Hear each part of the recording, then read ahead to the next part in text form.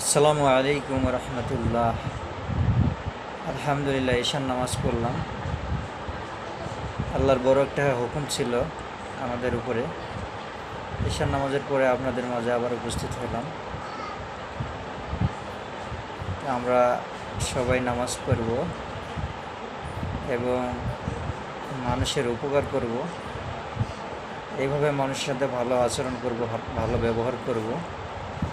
এই ব্যবহার দিয়ে মানুষকে যেন জয় করতে পারি। এইভাবে আমাদের ইসলাম কায়েম করতে হবে।